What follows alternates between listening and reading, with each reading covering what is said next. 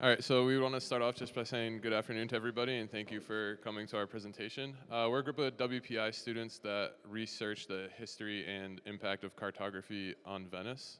I'm Colin Johnson. I'm Matthew Montero. And I'm Jacob Bundesman. We're going to begin our presentation with a little discussion on the background of cartography and the cartography in Venice.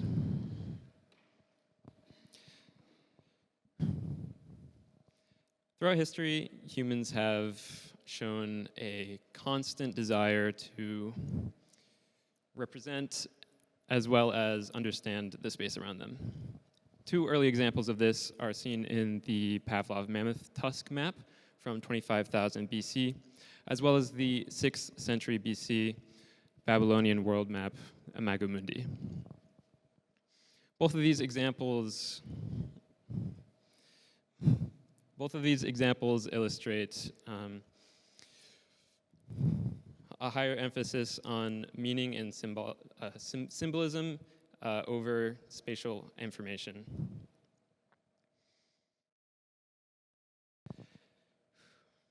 A major turning point in cartography came with Claudius Ptolemy's Geographia. In Geographia, he provided a coordinate system of latitude and longitude, as well as methods to project a spherical Earth onto a flat plane. Rediscovered in the 15th century, Ptolemy's ideas fueled the cartographic innovation in Renaissance Europe. So why is cartography important to Venice specifically? Well, this scientific revival, due to Ptolemy's influence, mattered in practical ways, especially in Venice. Venice became a center of portolan, or nautical map, production during the 15th and 16th centuries.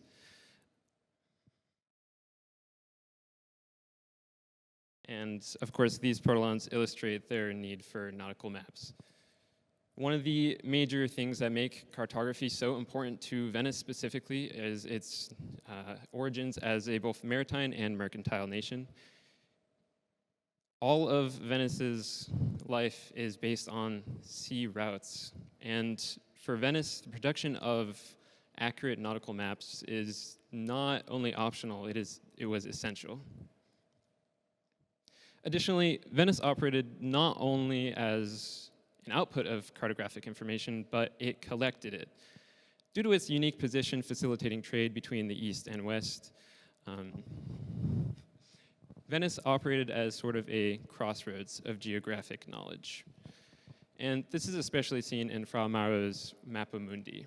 Produced in the 15th century, it utilized all of this information coming in from all areas of the world: Asia, Levant, Africa, and of course Europe. And he used this information to create one of the most accurate and detailed world maps for its time. So you may take a look at this map and wonder, what are we looking at? Well, he oriented the south at the top and the north on the bottom, which was drawing from Arabic influences. And so this might look slightly more familiar. And for your convenience, I have highlighted the Mediterranean. And if you were to take a few steps closer to this wonderful map, you'll see just how much detail went into creating it. This map served as a culmination of medieval geography and as a link to Renaissance cartography in Europe. And Venice was incredibly influential to Renaissance cartography, and this is illustrated by this map here. During the late 15th century, Venice became a center of printing, as well as all this other cartographic innovation. Looking at this map, the largest circles represent the cities with the most world maps produced between the years 1472 and 1600. And on this map, Venice has the largest circle.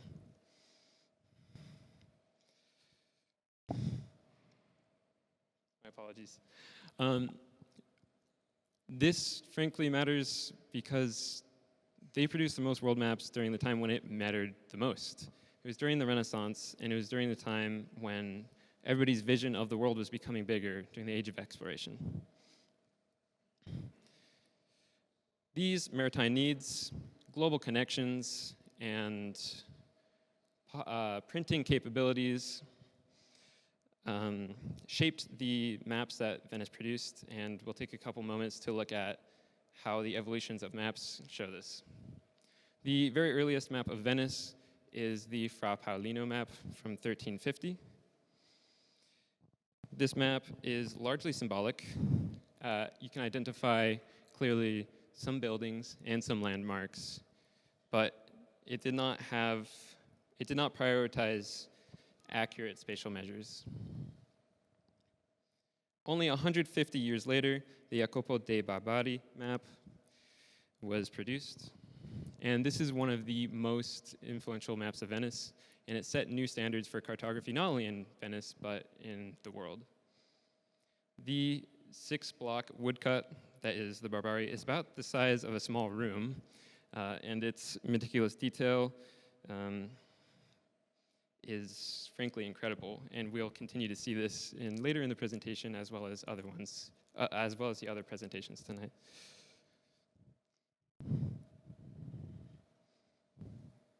By the late 17th century, orthographic maps, or top-down maps, began to pop up, and they would later become much more common as the focus of cartography shifted from artistic expression towards a more scientific discipline.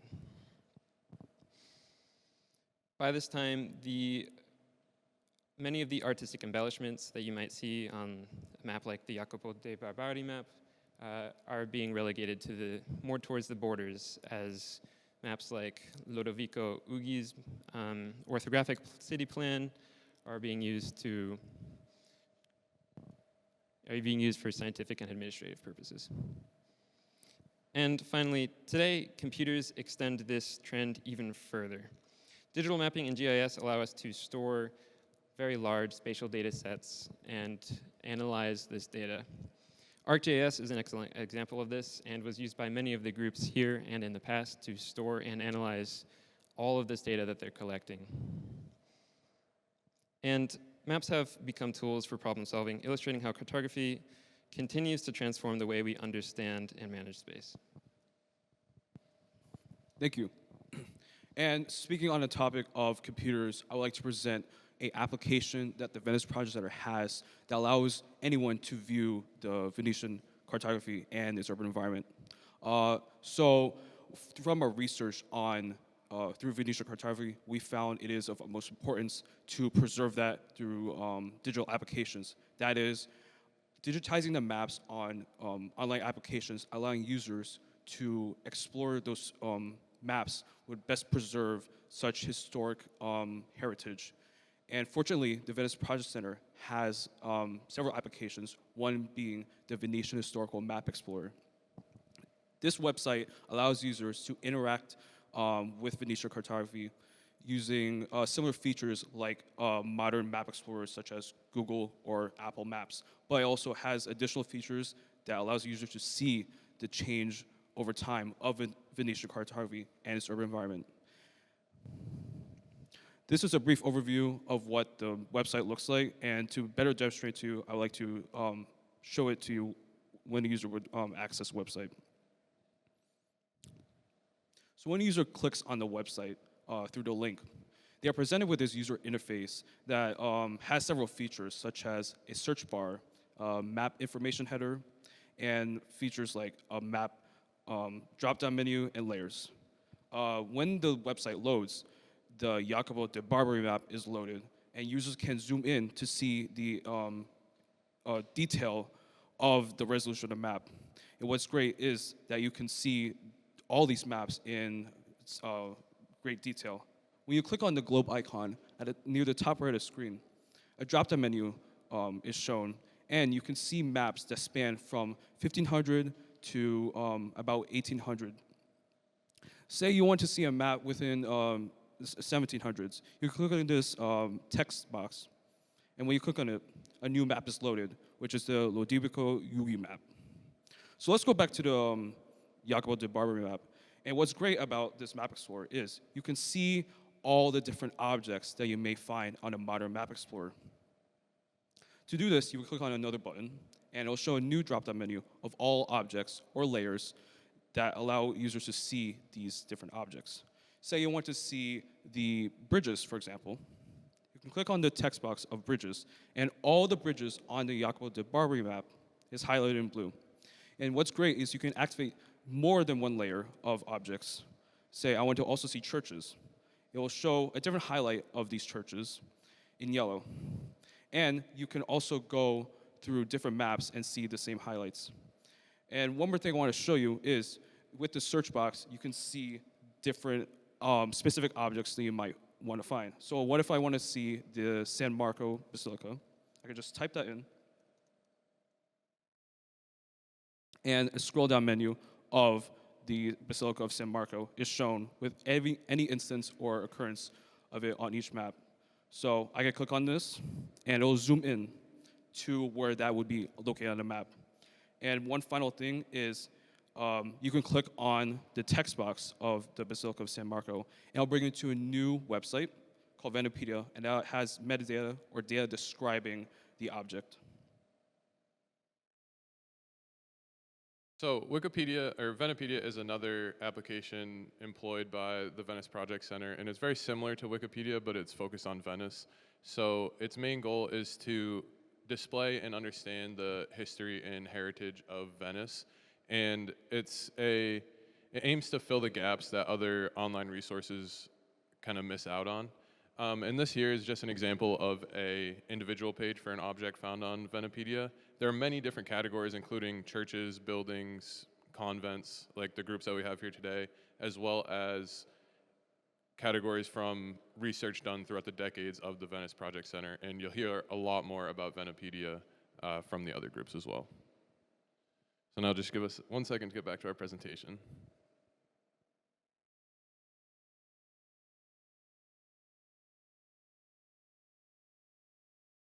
So now we'll go into new and updated resources for the Venice Project Center.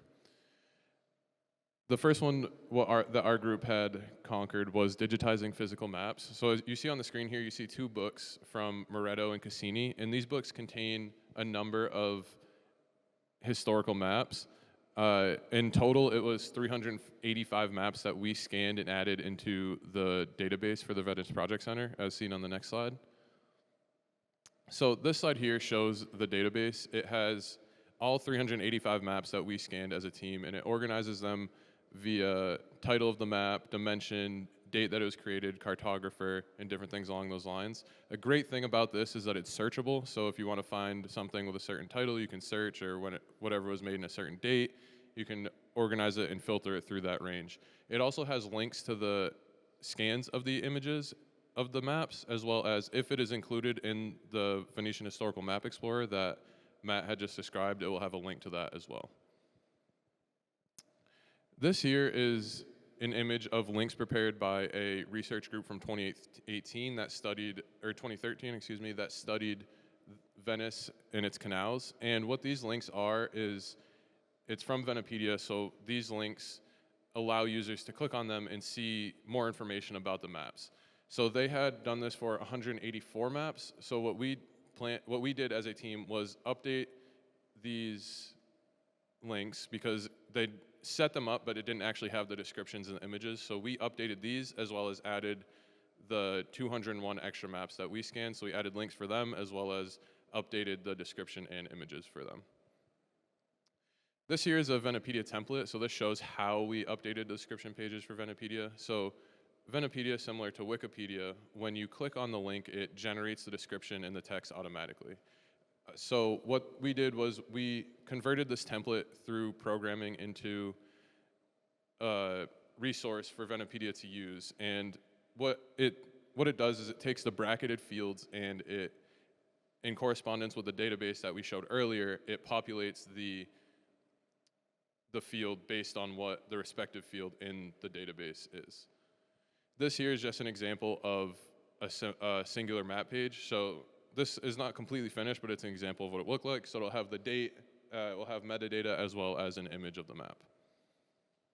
And now moving on to recommendations and what we propose for the VPC to further research and develop.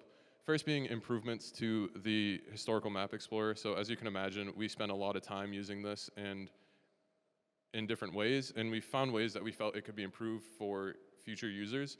One being permalinks. This just means that when the link is copied and pasted, users who access this link will be sent to the map that the link was copied from with the layers already toggled on.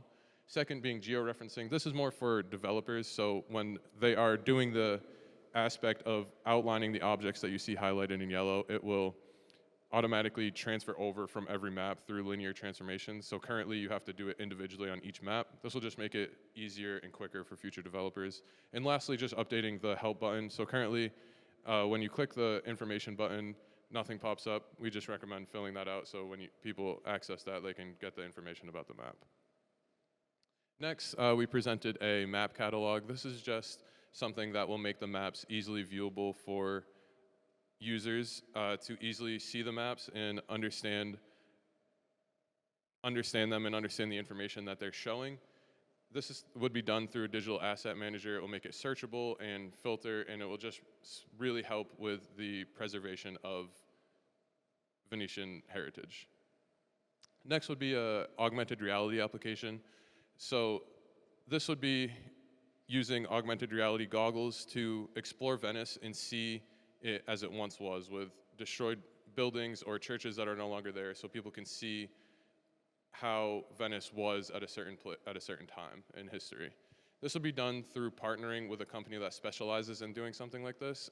This here is Lithodomos. It's just an example of one of the companies. They have it for over 25 plus historical cities throughout the world. We just feel that this would be really helpful in achieving our project's goal of preserving the history of Venice through cartography. And lastly, this is just an example of their Rome exhibition. So as you can see on the left, this is the Colosseum as it is today, and on the right is the Colosseum with the augmented reality goggles, so you can see what it looked like when it was active and being used. Thank you. And this QR code on the left here is for the Venetian Historical Map Explorer, and the one on the right is for Venepedia.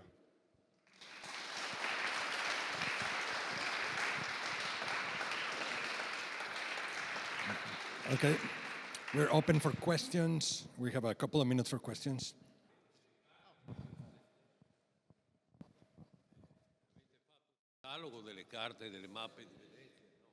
Did you make a catalog of the catalog of the maps?